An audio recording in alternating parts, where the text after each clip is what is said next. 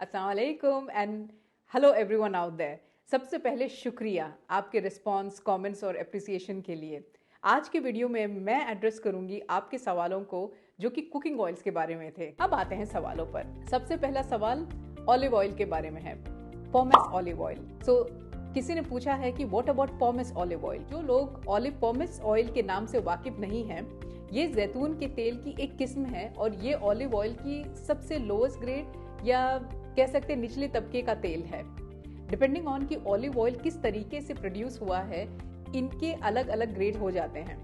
होता क्या है, जैतून को जमा किया जाता है, धोया जाता है, पीसा जाता है। सबसे पहले प्रेस से जो ऑलिव ऑयल मिलता है उसे एक्स्ट्रा वर्जिन ऑलिव ऑयल कहते हैं। फिर जैसे जैसे जैतून को और पीसा जाता है, बाकी ग्रेड्स ऑलिव ऑयल के मिलते हैं, जैसे कि virgin olive oil, pure olive oil जिसे सिर्फ ऑलिव ऑयल भी कहते हैं, रिफाइंड ऑलिव ऑयल जिसे लाइट टेस्टिंग या एक्स्ट्रा लाइट ऑलिव ऑयल भी कहते हैं, और फिर आखिर में आता है ऑलिव पोमेस ऑयल, यानी बचे खुचे ऑलिव्स के पल्प को पीस कर हेक्सेन नाम के एक सॉल्वेंट का इस्तेमाल करके, जो कि दिमाग के लिए काफी नुकसानदेह होता है, हीट और रिफाइनिंग का इस्तेमाल करके, इन सारे तरीकों का इस्तेमाल करके जो ऑलिव ऑयल बनता है वो है olive pomace oil. So I think अब ये आप पर है कि आप बेहतरीन या ठीक ठाक या काम चलाओ कौन से तेल का इस्तेमाल अपनी सेहत के लिए करेंगे। अगला सवाल, कई लोगों ने पूछा कि क्या मस्टर्ड ऑयल सही है, और बहुत सारे लोगों ने कहा कि हाँ, मस्टर्ड ऑयल ही सबसे बेस्ट ऑयल है। इसका जवाब है कच्ची घानी वाला कोल्ड प्रेस्ड मस्टर्ड ऑयल सही है। अब इससे पहले कि कुछ लोग ये कहें कि गरीब आदमी क्या खाएगा, मैं आपको ये बता दूं कि हमारे गांव में बनाया जाने वाला मस्टर्ड ऑयल ही है ये। अगला सवाल रेपसीड ऑयल के बारे में है।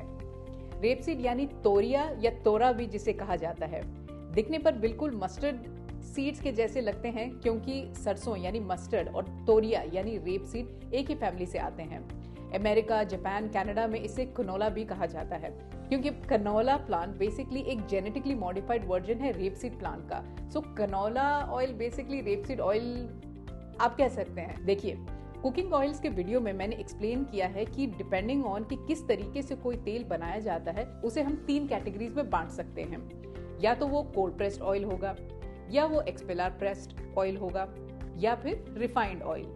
तो जब आपको इनके बनने के तरीके का नॉलेज हो जाता है तो लॉजिकली आपको ये भी समझ में आ जाएगा कि कौन सा तेल इस्तेमाल करना चाहिए और कौन सा नहीं। अगला सवाल, यहाँ तो पीनट ऑयल मिलता भी नहीं, बड़ी मुश्किल से I found it in a local supermarket because mom wanted to make pickle here and that's the best oil for pickles. जहाँ तक बेस्ट ऑयल फॉर पिकल का सवाल है, आई थिंक वो डिपेंड करता है हमारी local food availability, childhood conditioning और फिर हमारी पर्सनल चॉइस पर शायद।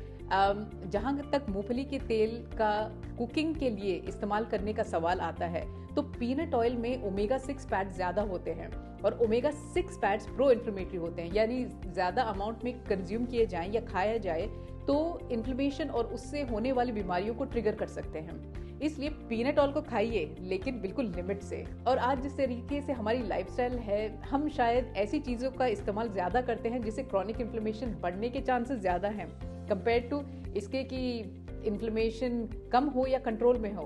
पीनट ऑयल या मूंगफली का तेल इस्तेमाल कीजिए, लेकिन माइंडफुली।